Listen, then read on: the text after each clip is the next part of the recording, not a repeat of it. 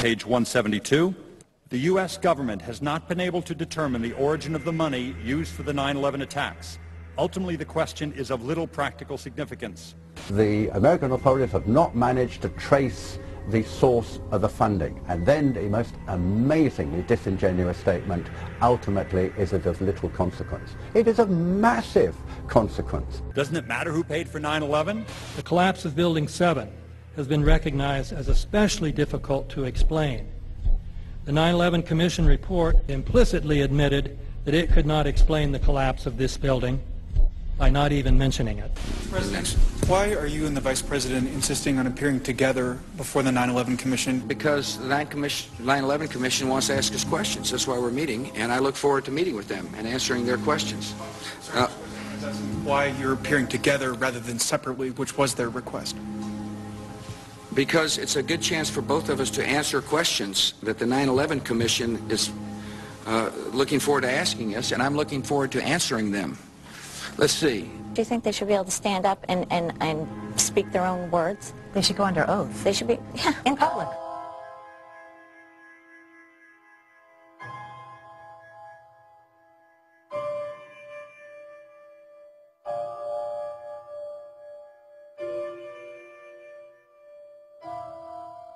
Don't you think that the families deserve to have a transcript or to be able to see what you Adam, said? you asked me that question yesterday. I got the same answer, yeah.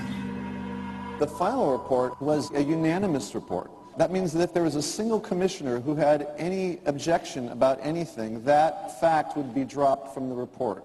We have found out that he not only served on the transition team of the Bush administration, that he was a person who wrote a draft memo for the setup of the Bush administration's National Security Council, that he was an individual who wrote the preemptive war strategy that was eventually used for the war in Iraq, that he is a close friend of Condoleezza Rice's.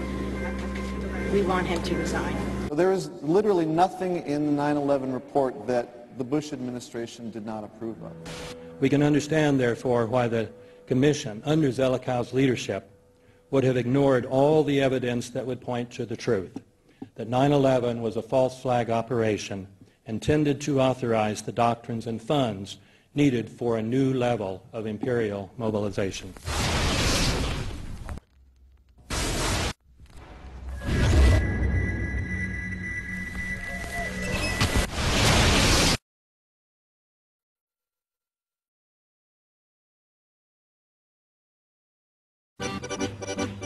Armed with knives, armed with chemical, biological, nuclear weapons. Fanatics, terrorists, September 11th. September 11th, killers, September 11th. Terrorists, Al-Qaeda, terrorists, nuclear weapons, terrorists. 9/11, terror, terrorists, evil. September 11th, September 11th. The terrorists, war and danger. September 11th, terrorism, global terrorism, terrorism, terrorists. Terrorists, terrorists, terrorists, terrorists, the terror. Terrorists, terrorists, terrorism. September 11th, global terrorism, terrorists. Terrorism. September 11th, world terrorism, terrorism. September 11th, global terrorism. September the 11th, terror. Weapons of mass destruction. September the 11th, terrorists. The evil terrorists, no.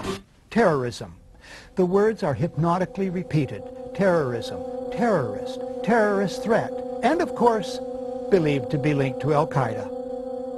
But it's the so-called war on terrorism that's in our faces practically 24/7 as the inescapable focus of our existence. One day, our grandchildren will look back on this time and ask, how was the war on terror won? The entire U.S. ruling class, ruling elite, comes to see terrorism as the preferred means, indeed the only means, to provide social cohesion, to provide an enemy image for the society to keep it together. According to neocon theory from Carl Schmitt, you have to have an enemy image in order to have a society. It's a very dangerous thing because now it means that the entire social order, the political parties, intellectual life, politics in general, all based on a monstrous myth. Monstrous myth.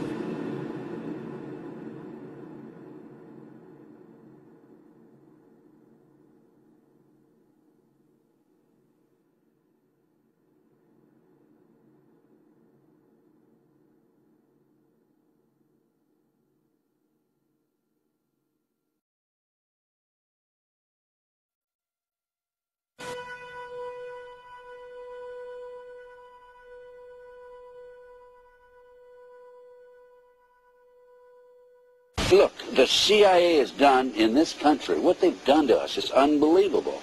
Look at the terrorist acts that have occurred. The CIA behind most, if not all of them. We had the Marine Barracks. We had our embassy in Kenya. We had Pan Am 103. We had the USS Cole. We had Oklahoma City. We had the World Trade Center in 1993. That helped the terrorists blow up the World Trade Center the first time. They built the bomb. They got the driver's license.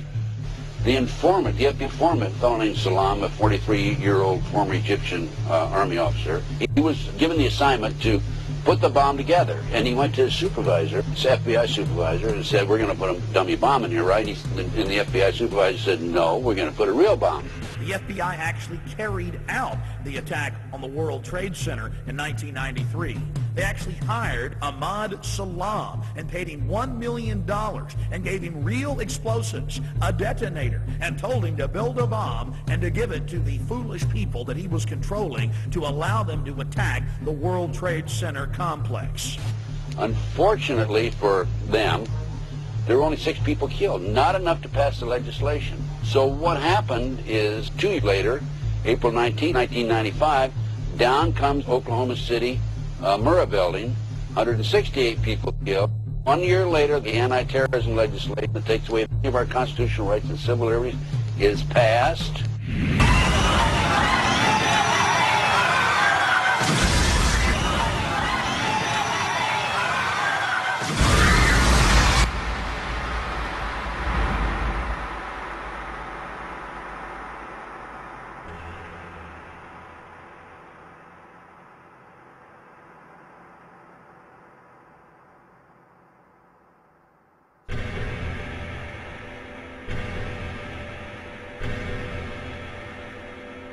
Because at 9:30 this morning, we were actually running an exercise for over a company of 1,000 people in London, based on simultaneous bombs going off precisely at the railway stations that happened this morning. So I still have the hairs on the back of my neck standing upright. To get this quite straight, you were running an exercise to see how you would cope with this, and it happened while you were running the exercise? Precisely.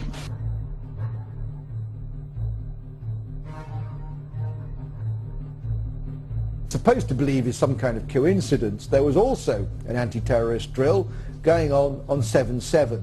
And again, just like 9/11, they were talking about attacks on the same targets, the same kind of tube stations, and exactly the same time as the actual attack happened, providing some kind of cover for what must be operations orchestrated in some way by the state.